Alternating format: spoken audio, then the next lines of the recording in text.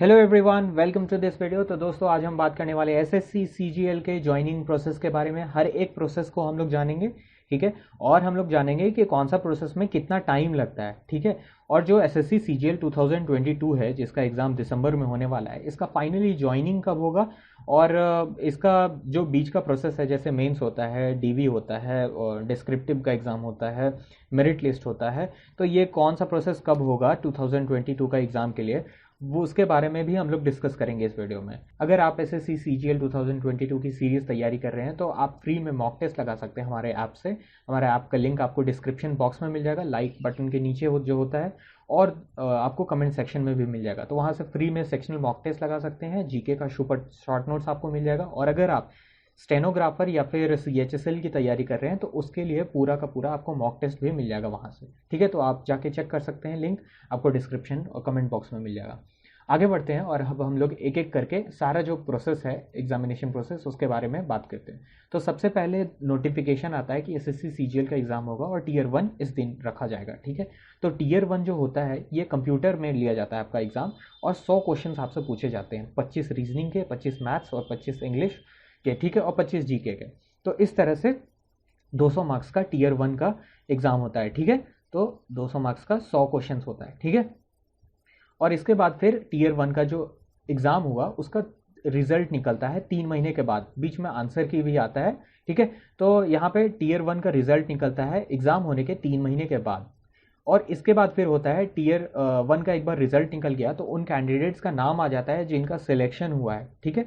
और उनको बुलाया जाता है फिर टीयर 2 और टीयर 3 के लिए। तो टीयर 2 और जो टीयर 3 है, ये जो एग्ज़ाम है, ये टीयर 2 को हम लोग मेंस भी कहते हैं, ठीक है। तो मेंस में क्या होता है कि 2 पेपर होता है आपका, एक इंग्लिश का होता है और एक मैथ्स का होता है, ठीक है। इंग्लिश से आपसे पूछे जाते हैं 200 क्वेश्चंस और मैथ्स में आपसे पूछे जाते हैं 100 क्वेश्चंस, ठीक है। दोनों के लिए 2-2 घंटा मिलता है, ठीक है। तो ये मेंस हो गया और इसमें 2 पेपर है, ठीक है। और ये भी कंप्यूटर बेस्ड टेस्ट होता है, एमसीक्यू क्वेश्चंस होता है, क्वेश्चन दिया जाएगा और 4 ऑप्शंस होते हैं। तो इस तरह से टीयर 1 प्रीलिम्स और मेंस होता है। और इसके टीयर 2 जब हो जाता है आपका, ठीक है, मेंस जब हो जाता है उसके 10 से 15 दिन के बाद आपको डिस्क्रिप्टिव के लिए बुलाया जाता है, जिसे टीयर 3 भी कहा जाता है, ठीक है। तो ये पहले टीयर 2 और टीयर 3 में गैप हुआ करता था, लेकिन अब ये साथ ही में ले लिया जाता है 10-15 दिन का गैप के, ठीक है। तो ये जो टीयर 3 है वो डिस्क्रिप्टिव एग्ज़ाम होता है और इसमें आपसे एसे और लेटर लिखवाया जाता है, ठीक है।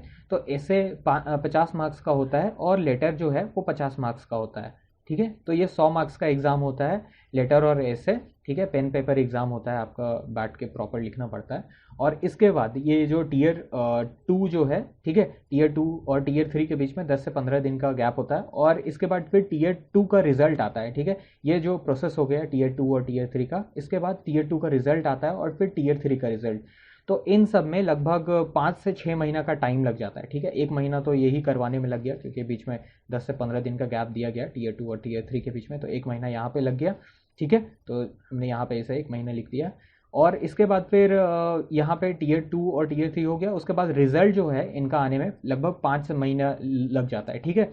अगर अपना एसएससी टाइम पे रहा तो 5 महीना का। और अगर किसी तरह का डिले होता है एग्ज़ाम में, बहुत सारे चीज़ें, जैसे पहले तो कोविड हो गया, ठीक है, केस भी बहुत बार हो जाता है, तो इस कारण से अगर एग्ज़ाम डिले हुआ तो उस केस में हम नहीं कह सकते हैं। लेकिन इन जनरल जो है 5 से 6 महीने में आपका जो टीयर 2 और टीयर 3 का रिजल्ट है वो दे दिया जाता है। पहले टीयर 2 का रिजल्ट आता है, ठीक है। ये जो आपका ये मेंस का एग्ज़ाम हुआ था वो पहले रिजल्ट आता है 3 महीने बाद, ठीक है। और उसके बाद फिर आता है टीयर 3 का रिजल्ट जो डिस्क्रिप्टिव है, उसके 2 महीने के बाद। तो टोटल मिला के 1 महीना करवाने में लग गया और 5 महीना रिजल्ट निकालने में, ठीक है। तो ये यहाँ पे 6 महीने का टाइम लग जाता है टीयर 2 और 3 का रिजल्ट निकालने के बाद। और डिस्क्रिप्टिव, मेंस और टीयर 1 का जो मार्क्स है, इन सबको मिला के फिर एक लिस्ट तैयार किया जाता है और उन कैंडिडेट्स को बुलाया जाता है टीयर 4 के लिए, ठीक है। तो टीयर 4 क्या है? तो टीयर 4 आपका ऐसे सीपीटी भी, सीईपीटी कहते हैं, ठीक है, कंप्यूटर प्रोफिशिएंसी टेस्ट। तो इसमें क्या होता है, आपसे एक्सेल सीट वगैरह बनवाया जाता है, प्रेजेंटेशन बनवाया जाता है, और कई सारे पोस्ट के लिए टाइपिंग भी रिक्वायर्ड होते हैं, तो टाइपिंग आपसे करवाया जाता है। तो ये होता है आपका टीयर 4। तो एक बार जो आपका टीयर 4 है, टाइपिंग है, वो हो जाता है, उससे लगभग 15-20 दिन के बाद आपका ले लिया जाता है डीवी। पहले जो टीयर 4 हुआ करता था और डीवी जो हुआ करता था वो साथ में ही लिया जाता था, लेकिन अब 15 से 20 दिन का गैप दिया जाता है और अलग अलग शिफ्ट में स्टूडेंट्स को बुला कर लिया जाता है, ठीक है, डीवी। तो इसके लिए आपको जाना पड़ता है, आपका जो रीजन है, ठीक है, अगर आप जो जिस स्टेट से हैं, जिस यूनियन टेरिटरी है, आपका एक रीजन एसएससी डिवाइड कर देता है, तो जो आपका जो रीजन है उसका जो हेड ऑफिस है वहाँ पे आपको जाना पड़ता है अपना सारा डॉक्यूमेंट्स के साथ। आपका जो सर्टिफिकेट है, 10th का मार्कशीट है, ग्रेजुएशन का मार्कशीट है, 12th का मार्कशीट है, आधार कार्ड और सारा तरह का जो डॉक्यूमेंट आपने फॉर्म भरते वक्त जो आपने जो क्लेम किया है वो सारा कुछ आपको प्रूव करना पड़ता है डॉक्यूमेंट दिखा के। तो उसके लिए आपको जाना पड़ता है, तो ये होता है डॉक्यूमेंट वेरिफिकेशन।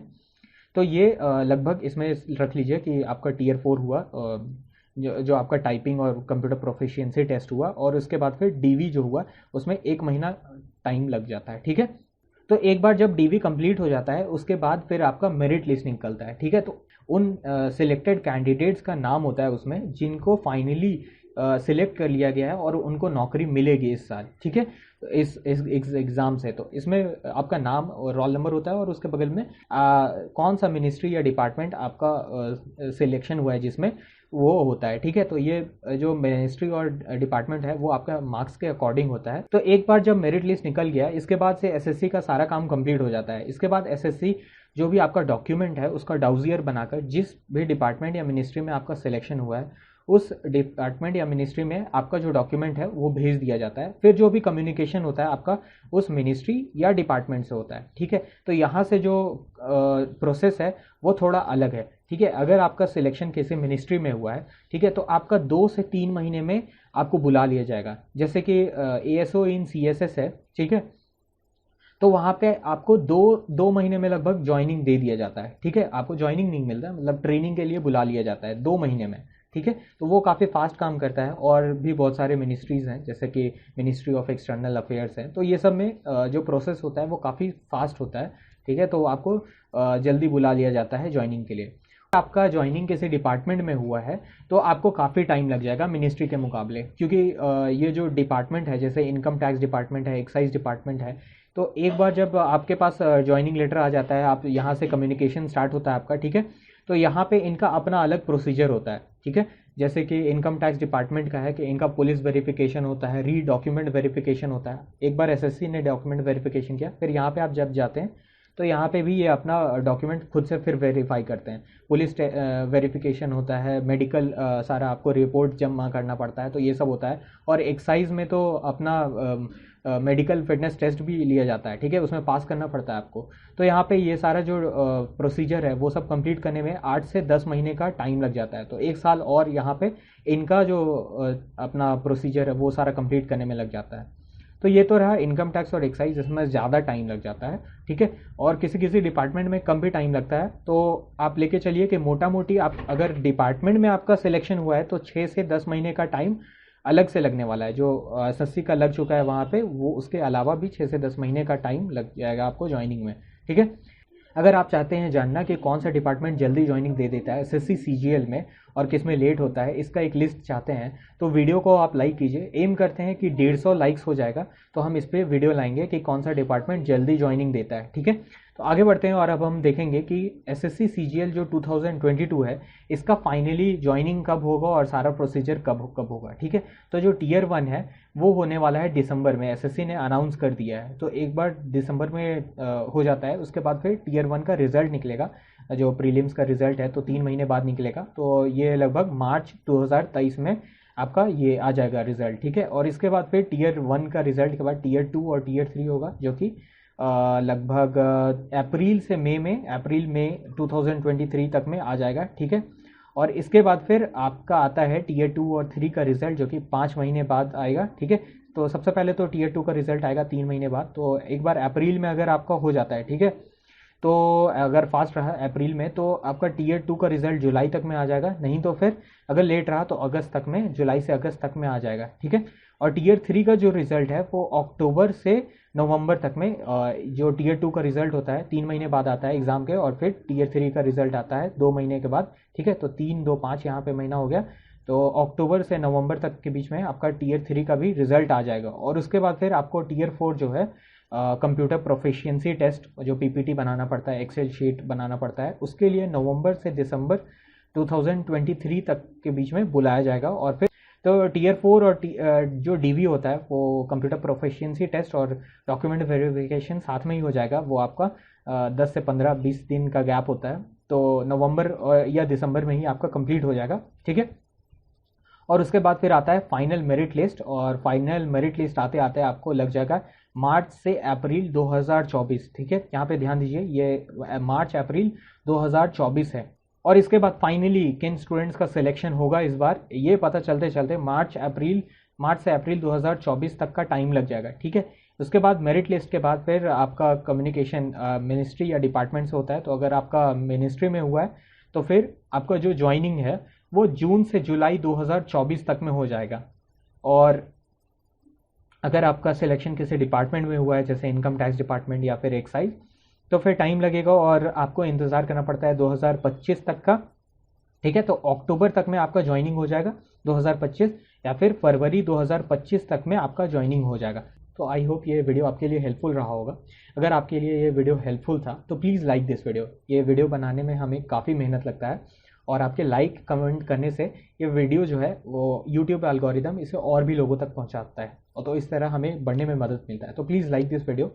हम ऐसे ही वीडियोस एग्जाम क्लस्टर पे आपके लिए लाते रहते हैं। अगर आप कोई इंपॉर्टेंट वीडियो मिस नहीं करना चाहते हैं तो प्लीज़ सब्सक्राइब एग्जाम क्लस्टर। तो thank you for watching this video. मैं हूँ पुरुषोत्तम पांडे। जय हिंद।